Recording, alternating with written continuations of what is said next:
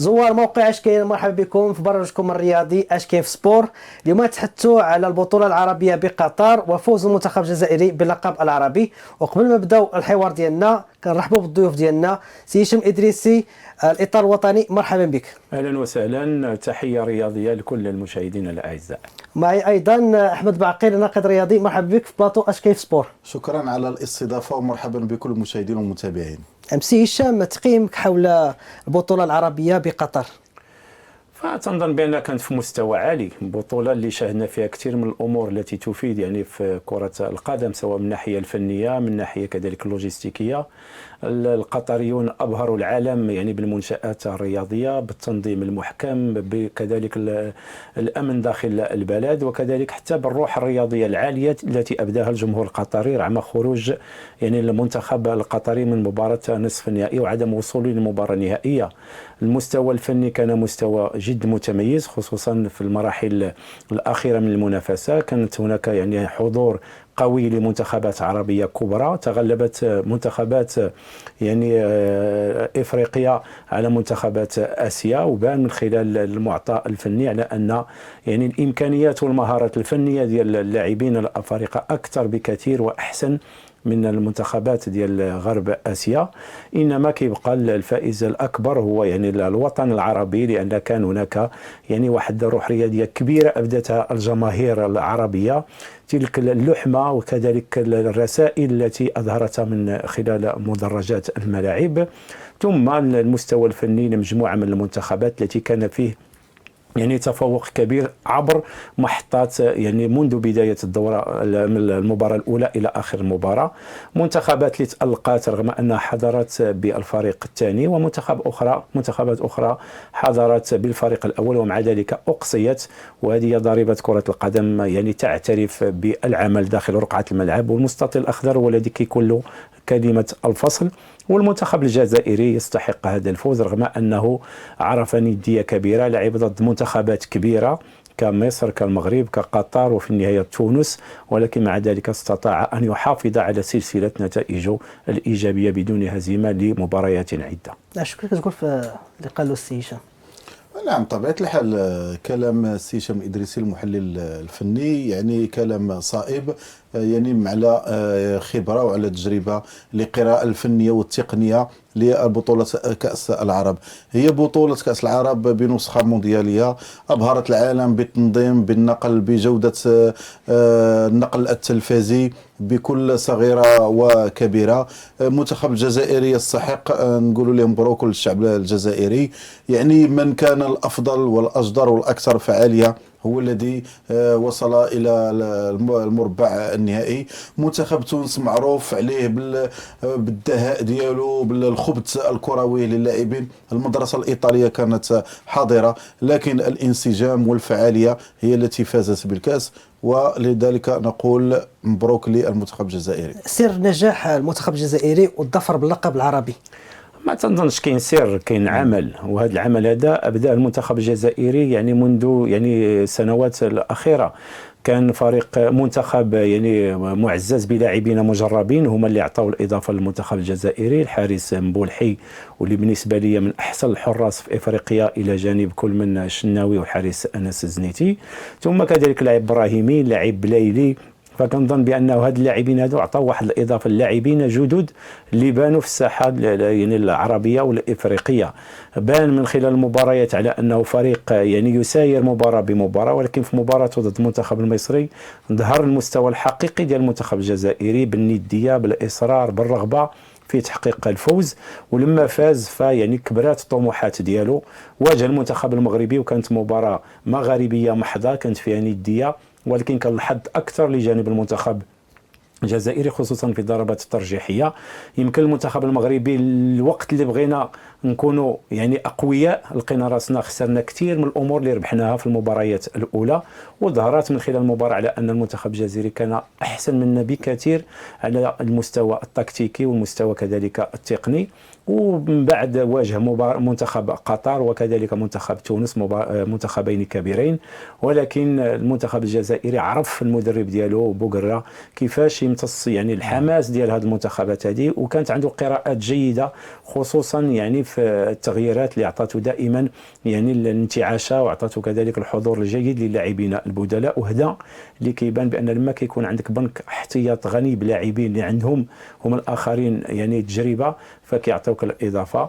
وبوغرا في بدايه مساره الان يعني بصم على اسم جديد لمدرب يعني ينتظر مستقبل كبير، لان اعرف حق المعرفه لما درب في الفجيره بالامارات العربيه، كان مسار موفق في اولى بدايته، والمسؤولين في الجزائر عطاو ثقه لابن البلد.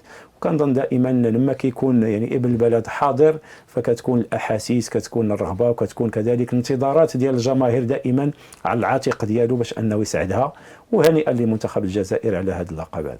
سي بعقيل، واش كنت كتنتظر يعني المباراه النهائيه تونس الجزائر؟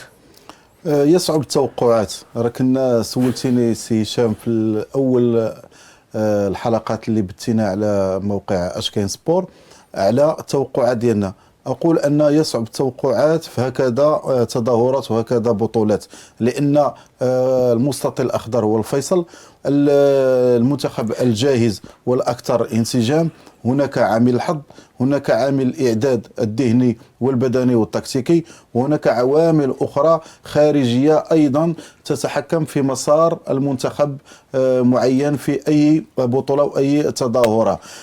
تونس لم أكن أتوقع أن تكون في النهائي، الجزائر كذلك، ولكن دور المجموعات ليس ما كيعطيكش واحد الصورة حقيقية لما سيكون. فالمثال هو المنتخب المغربي اللي كنا كنقولوا بأنه راه غادي يمشي وبعيد في هذه التظاهرة، بمجرد أنه فاز برباعية على منتخبين يعني نقولوا أقل مستوى. لهذا فالبطولة عندها حسابات ديالها، التظاهرات الكبرى لها حساباتها وبلاطوهات كذلك. بالنسبة كمثال هذا كأس العرب في يعني استادات ملاعب عالمية بجودة النقل بتنظيم محكم، حتى اللاعب خصو يكون أكثر احترافية، أكثر ذكاء، أكثر دهاء، وأكثر حضور ذهني وبدني، لأن بعض الأضواء تخطف اللاعب، وذلك ما حدث لبعض المنتخبات. نعم سي هشام، كيفاش تشوف التحكيم اللي تبارك الله مباراة على مباراة كتشوف حكام أجانب؟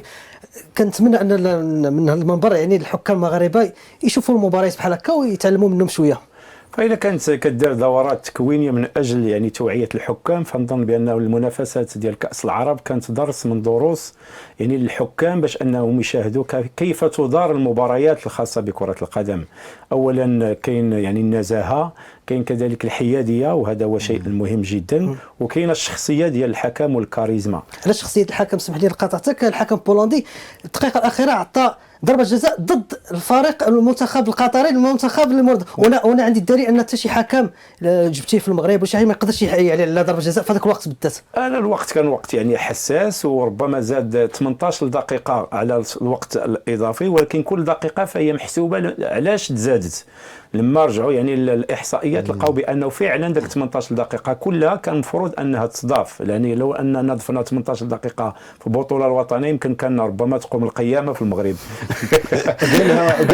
قالها كولينا رئيس لجنه الحكام في الفيفا، قال بان داك الشيء اللي زاد راه زادوا قليل، يعني كان بامكانه يزيد اكثر. لانه صراحه وكتشوف ان المساله اللي عجبتني اكثر هو في اخذ القرار. لما كتلتجا الفار كيكون القرار يعني في واحد الوقت وجيز، ما كيستغرقش وقت طويل، وكتبقى يعني الايقاع د المباراه غادي في نفس النسق.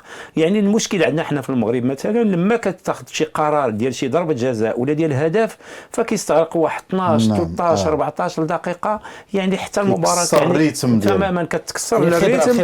فكنظن بانه الانسان الا كان عنده يعني الثقه في نفسه فالقرار راه غادي ياخذه، يعني سواء اطال في المده ولا قصر في المده، القرار غيتاخذ ولكن يكون القرار صائب. فانا كنظن كنقول بانه استفدنا كثير من دروس ديال التحكيم. شفنا كيفاش تدار المباراه، اللياقه البدنيه ديال الحكام في اي لحظه الا كتلقى الحكم امام الكره في الزاويه اللي خصو يكون متواجد فيها ما كتلقاش مشاكل. قليل فين شفنا ان كره ارتطمت بحكم واعطيت الفريق. هذه امور اللي الانسان كيحاول ما امكن انه يستفد منها اكثر، وكنتمناو ان شاء الله الرحمن الرحيم الحكام ديالنا خصوصا الشباب القادمين انهم يكونوا خداو الدروس والعبر باش يطبقوا هذه الامور هذه في البطوله ديالنا الاحترافيه، يكون مستوى احسن. لان هذه المنظومه الكرويه فهي يعني كتجلى في حكام، في مدربين، في لاعبين، في جمهور، في اداريين. فإلى هذه يعني هذه الخليه هذه كلها اشتغلت من اجل مصلحه يعني كره القدم وكذلك صناعه كره القدم في المغرب، كنظن ما لقاوش مشاكل كثيره. لان هذا يعني خصوصا هذا الموسم بالذات يعني نتكلم عن المشاكل اكثر ما نتكلم عن الامور التقنيه والفنيه.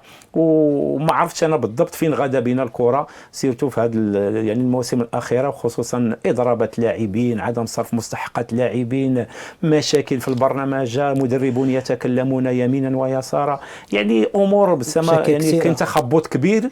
فخص لابد ان شاء الله توضع واحد نقطه نهايه لهذه المشاكل وتبدا صفحه جديده ان شاء الله، لان مقبلين على تسويق كره القدم الوطنيه. على ما قلت يعني ان الجامعه غدا بايقاع والانديه والبطوله الاحترافيه غدا بايقاع. الا كان تم توفير البنيات التحتيه، جوده العشب، يعني امور في المستوى اللي هي سي هشام كاطار وطني ومدرب راه شاهده. لكن بالمقابل نقول بان التسيير وتدبير الفريق بالانديه الوطنيه باقي تسيير هاوي عشوائي. يعني هذيك تضيف التحملات ديال الانديه اللي خصها تكون بدون نزاعات، بدون خصاص مالي الى غير ذلك. نجد باقي هذه التخبطات والشكايات والشكوى الى غير ذلك. اذا انت نظام الشركات اللي كان بشرونا به لم يتم تفعيله، والامور غدا الى يعني المجهول، الى الغموض، وهذا اللي كيأثر على المنتوج الكروي. كنشوفوا منتخبات اخرى اللي غاده بطريقه احترافيه ناتجه على واحد البطوله اللي غاده يعني بامكانيات ديالها وبدون مشاكل. لكن هنا في المغرب هناك بون شاسع بين الاعلى والاسفل. سي هشام، شفنا مباريات تبارك الله كل شيء يعني عجبته المباريات، ولكن انت في نظرك المباراه كانت مهمه في هذه البطوله العربيه؟ انا المباراه يعني صراحه اللي عجبتني اكثر هي منتخب الجزائر ضد المنتخب المصري، لان كانت مباراه فيها ايقاع كبير، ويعني صعيب كثير قليل في الكره خرجت على المرمى على الملعب. فكنظن بان كان واحد النسق كبير، تلعبات اكبر دقائقيه في هذه المباراه هذه. كان الايقاع كما قلنا سريع، كان المستوى الفني، كان هناك فرص سانحه لكل المنتخبين، كانت نديه، كانت يعني متابعه جماهيريه، يعني كتحس انك تعيش مباراه فعلا في مستوى عالي. المنتخب المغربي في مباراه ضد المنتخب الجزائري لو انه حضر بالمقومات ديالو في الادوار الاولى كانت يعني غادي تكون واحد نيه كبيره واكثر في المنتخب في مباراتنا ضد المنتخب الجزائري، واللي ربما يعني ربما الاعداد النفسي اللي كان فوق الطاقه هو اللي خلى اللاعبين ديالنا يعني حتى في المحيا ديال الاوجه ديالهم لا في الطاقم التقني ولا في اللاعبين كتحس كاين واحد الضغط رهيب عند اللاعبين. فكانت مباراه في كره القدم لو انهم امنوا بالامكانيات ديالهم وثقوا في نفسهم كما لعبوا في المباريات الاولى كنا نكونوا احسن ونقدموا عرض افضل ونحققوا حتى التاهيل لمباراه نصف النهائي. هي اسباب هزيمه المنتخب الوطني المغربي؟ فالاسباب انا كنظن بان كره القدم كانت اخطاء، هذه بشهاده الجميع، اخطاء يعني ربما في اختيار بعض اللاعبين لهذه المباراه. ما نقولوش كانت سوء قراءه المدرب، لانه كنعرف انا عموته دائما مدرب اللي كيلعب الهجمه السريعه ولا الهجمه المرتده وكيلعب بدفاع متاخر. يمكن السهوله ديال المباريات الاولى خلاته انه يلعب يعني باريحيه اكثر وياخذ الكره ويبني العمليه من الخلف، يعني غير الاسلوب ديالو. ولكن لما رجع للاسلوب المعتاد الكل اعتقد بانه تخوف المنتخب الجزائري، وهذا راه سلاح اخر انك تعرف كيفاش تدافع وتمشي للهجمه المرتده. فين كان المشكل عند المنتخب الوطني؟ هو في تواجد بن شرقي واسماعيل الحداد اللي كانوا غايبين وما عطاوش الاضافه في النزعه الهجوميه. لما كتنتقل الكره من جهه من الدفاع الدفاع الهجوم كتلقى يعني اللاعبين غائبين، وبالتالي نعم في الثلث الاخير ما كانتش نجاعه وما كانتش اهداف. لو ان هذا الثلاثي كان في المستوى كنا نكونوا احسن، وغيبان بان عموته قرا القراءه الجيده، ماشي كان المنتخب ديالنا ضعيف، ولكن تكتيكيا اللاعبين ما تجاوبوش يعني بالشكل المطلوب مع الاسلوب اللي قدمه حسين عموته في مباراه الجزائر. نعم، بعض المباريات منها المباراه المنتخب المغربي مع المنتخب الجزائري شفنا صور ديال التاخي بانون مع بلالي، وشفنا مباراه نهائيه المنتخب التونسي كتشوف هذيك اللقطه انه غيقج اللعاب. كيفاش تشوف هاد الصور هذه؟ لا هذيك اللقطات اللي كتكون داخل الملعب ما خصوش نديروا عليها اسقاط كثير ونعطيوها تاويلات وتفسيرات. كيكون انفعال، كيكون حماس اللاعب، يعني كل واحد كيبغي يربح المنتخب ديالو، هذا شيء عادي. غير هو السلوكات ما ناخذوهاش بهذاك التاويل ديال ان هناك يعني حرب ولا الى غير ذلك. هناك كان التحام، كان هناك واحد الالتحام بدني بين لاعبي المنتخبين. من بعد راه الروح الرياضيه هي اللي كتطغى، والروح الرياضيه خصها تطغى حتى على الجانب الاعلامي وعلى جوانب اخرى اللي ما خصناش نديروا بان مباراه كره القدم هي راه مباراه فقط رياضه وليست تجيس وليست تسييس تمشي المنحى اخر. لان مواقع التواصل الاجتماعي تذكي ذلك المشاحنات وذلك الغيرة الوطنية وذلك الاستفزاز للآخر، هو اللي ما خصناش، حنا ما سقطناش فيه كمغاربة، ربما أطراف أخرى سقطت فيه، ولكن كتبقى أنها مباراة في كرة القدم. كنشوفوا أمير دولة قطر بكل روح رياضية وابتسامة وضحك يعطيه الكأس، ما حتى شي طرف في قطر ما بكى ولا تشكى ولا إلى غير ذلك ولا دخل عوامل أخرى. ولكن حنايا يعني اش كنقول لك، منتخبات ولا شي دول اخرى كتبغي دير الضرب تحت الحزام لدول اخرى وكتبغي تدخل السياسه وتجيس وتسيس، وهذا هو اللي كيدير العنف وكيدير السلوكات لا رياضيه اللي كتبعدنا على روح كره القدم. في هذه البطوله العربيه واش قطر شرفت الكره العربيه يعني رياضيا ولا تنظيميا وكل شيء؟ قلنا السي مرابط، قلنا بانها راه عطاتنا واحد البلاطو، واحد فرجه. رئيس انتم في الصور اللي هنا في موقع بلاطو اشكاين كنشوفوا رئيس جياني انفانتينو ورئيس الفيفا فرح جدا، يعني اشاده قويه. واليوم كانت رساله من الفيفا لدوله قطر على انها مستعده وجاهزه لكاس العالم 2022 اللي باقي لها عام، ولا غريب على انها كتحتضن السوبر الافريقي وتحتضن جميع التظاهرات في العاب القوى. اذا قطر اصبحت قبله العالم في الرياضه. حتى ادماج اللغه العربيه كلغه رسميه ماشي غير ادماج اللغه العربيه واللغات ديال المكفوفين حتى هي وديال ذوي الاحتياجات الخاصه. يعني عندنا بطوله انسانيه، وراه هو اللي قلت لك غادي نرجع للكلام ديالي على ان كره القدم والرياضه كما كنشوف في الالعاب الاولمبيه رياضه انسانيه راقيه، ماشي الرياضه ديال المشاحنات وديال الرسائل السياسيه وديال التسييس وديال التجيش وديال العنف وديال الكره. هذه رساله ديال الوحده ديال التضامن، وهي اللي عطاتنا دوله قطر في الافتتاح الرساله. والكاس العربيه اللي دابا حاملينها المنتخب الجزائري اللي كيستحقوها فيها جميع الدول العربيه بالحدود ديالها كامله صافيه، ما فيها لا تجزيء ما فيها لا تقسيم، وهذه هي الرسائل اللي خصهم يلتقطوا الطرف الاخر. شكرا احمد. السي هشام، حنا مقبلين على كاس السوبر ولا كنهضروا على قطر ملاعب قطر، كيفاش كتشوف استعداد فريق الرجاء البيضاوي لمواجهه نادي الاهلي المصري؟ الرجاء محظوظ انه غيلعب يعني في دوله قطر وظل هذه الاجواء يعني العالميه اللي عشناها. محظوظين جوج المرات جوج المرات كيعاودوها صراحه. رغم انه من الناحيه الفنيه الرجاء يعني بعيد على مستواه، والدليل هو المباراة الأخيرة أمام حسنية أكادير، يعني اللحظات الأخيرة من رأسية للاعب شاب صاعد بن جديدة سجل هدف، ولكن المستوى ديال المباراة كان مستوى بعيد على مستوى فريق الرجاء البيضاوي، وهو سيواجه فريقا يعني مرصع بالألقاب وله تجربة ولعب مجموعة من النهائيات. يمكن الظروف ديال لاعب المباراة في دولة قطر في كذلك ملعب متميز بحضور جمهور مغربي سيفوق يعني العدد ديالو يعني أكثر من 15,000 متفرج. كل هذه العوامل هذه غتعطي حوافز معنوية للاعبي الرجاء البيضاوي وكذلك لبعثة الرجاء. إنما يبقى أن كرة القدم لا تعترف بالقوي والضعيف في مثل هذه المباريات. لا بد من إدخال فكرة يعني الفوز والظفر بالكأس بالنسبة للاعبي الرجاء البيضاوي إنهم أرادوا يعني رفع هذا الكأس هذه، واللي غادي يكون لها دور كبير في مستقبل فريق الرجاء البيضاوي، لا ماديا ولا معنويا. أنا كنظن بأنه قطر كما قلنا أرسلت رسائل يعني إنسانية كبيرة، لأن الرياضة بصفة عامة وكرة القدم يعني بنيات وأسست لأخلاق وقيم أخلاقية وكذلك روح رياضية، واللي منها انطلقوا القطريون في يعني إرسال الرسائل للإنسانية بصفة عامة، لأنهم أشركوا كل شرائح المجتمع في هذا الكأس العربية. وأنا يعني أرفع القبعة لكل المنظمين لدولة قطر. أعجبني أكثر ما صرح به أثناء كأس العرب المنظمون، قالوا بأن ستكون هناك أخطاء، ولم يقل بأنه سنستفيد منها بعد النهاية، قالوا هناك أخطاء سنتداركها ونحن في هذه المنافسة على أن نصل كأس العالم بدون خطأ. وأنا أقول إن أطال الله في عمرنا كأس العالم ستكون الأميز عبر التاريخ، لأن قطر مستعدون على إبهار العالم يعني وبأشكال متنوعة. فنتمنى إن شاء الله أن يكون القطريون إن شاء الله في يومهم في هذه المنافسات العالمية.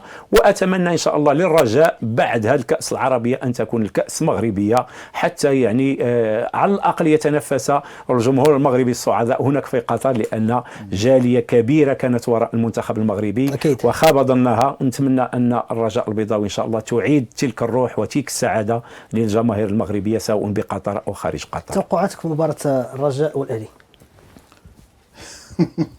ديما تقول توقعات. ديما الاستجابه كتسولي على التوقعات، وانا اكره التوقعات لان كما قلنا يمكننا نحللوا المباراه قبل. كما قال السي هشام الإدريسي هو العارف بالخبايا التقنيه.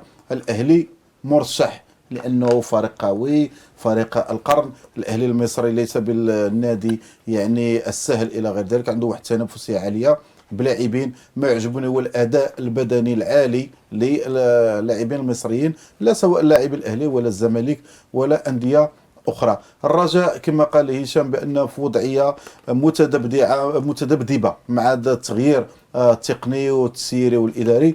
نتمنى الفوز للمنتخب المغربي الذي يمثله الرجاء. مرحبا. عندي واحد السؤال سي هشام قبل ما نهول الحلقه ديالنا ان شاء الله، بخصوص كاس افريقيا بالكاميرون. في نظرك واش غادي تلغى، واش غادي تنظم؟ أنا أقول يعني حسب التجربة المتواضعة وما يشاع وما يسال من مداد وما يقال على أن قوة الاتحاد الدولي ستتفوق على قوة الاتحاد الإفريقي، وستؤجل المنافسات الإفريقية وكأس إفريقيا بالكاميرون، لأن المستفيد الأكبر سيكون هو يعني الدوري الأوروبي، لأن كل المدربين والأندية لا يريدون التفريط في لاعبيهم، وبالتالي حتى لم يحضر هؤلاء اللاعبين وأقيمت الكأس الإفريقية سوف لن يكون لها طعم يعني صراحة، وبالتالي سيتجه الكل إلى إما تأجيل أو إلغاء هذا الكأس. وننتظر يعني يوم الأربعاء سيكون هو يوم الفصل، فأتمنى إن شاء الله أن تكون الكأس حاضرة لأن الكل مستعد، ولكن في اعتقادي يبقى أمرا مستحيلا في ظل ما أسمعه يعني تحت يعني الكواليس على أن الكأس ستلغى أو ستؤجل ولن تلعب بالكاميرون في الشهر القادم. في حالة إلغاء الكأس الإفريقية واش هي مزيانة للمنتخب الوطني؟ أنا نعطيك معلومة دابا. الأندية الإنجليزية رفضات اليوم أنها تسرح اللاعبين المغاربة والفرهامبتون واللي كي محترفين في تشيلسي إلى غير ذلك، لأن الواحد خليل وزيتش داير البرنامج ديالو على أساس 26 دجنبر. قالت لي راه ما غادي نصرحهم حتى 3 يناير تيفوت البوكسين داي. ها المعركه بدات. اذا بين معركه الانديه الاوروبيه وقوه الفيفا وطموح ديال صامويل ايتو والوباء، وزيدك البلاغ ديال واحد الجماعه انفصاليه ارهابيه في الكاميرون اللي هددات بان عدم استقرار وان غادي تهاجم المجموعه ديال ليمبي. اذا هذه المعطيات كامله كتخلي على ان الكان بين كفي عفريت، صالح المغرب ولا ماشي صالح المغرب الله اعلم. نعم. قبل ما كنبداو وكنتهاو بالبرنامج ديالنا كنعطيو جوج اسماء. الحارس الهزاز. والهزاز تنظن بانه واحد من يعني الحراس الكبار اللي دازوا عبر تاريخ كرة القدم الوطنية رحمة الله عليه. إنسان قبل ما يكون حارس، إنسان جد محترم. كان دائما صراحة لما كنت يعني بمدينة فاس يزودني بنصائح. إنسان اللي كتحلى الجلسة معه صراحة. افتقدت كرة القدم الوطنية رمز من رموز كرة القدم على جميع المستويات. فنتمنوا له الرحمة، ونتمنوا لكل الموتى ديالنا الرحمة، ونتمنوا العائلة ديالو إن شاء الله تكون بخير وعلى خير، ويكون الخلاف إن شاء الله في الأبناء ديالو. الاب جيكو والاب جيكو هو الاب الروحي ديال كرة القدم المغربية، ماشي حتى البيضاوية، لأنه راه يعني خلى الرجاء وخلى الوداد يوصلوا لهذه المراتب اللي حنا كنفتخروا بها كمغاربه. البير جيكو راه الملعب راه الان يحمل الاسم ديالو، ولكن ما قدمه لكرة القدم المغربية شيء كثير. كنشكروا الضيوف ديالنا سي هشام ادريسي الاطار الوطني، مرحبا بك مرة اخرى، وشكرا على تلبيتك الدعوة. وايضا السي احمد باقي الناقد الرياضي. ندعوكم موعد اخر ان شاء الله في برنامجكم اش كاين في سبور. السلام عليكم.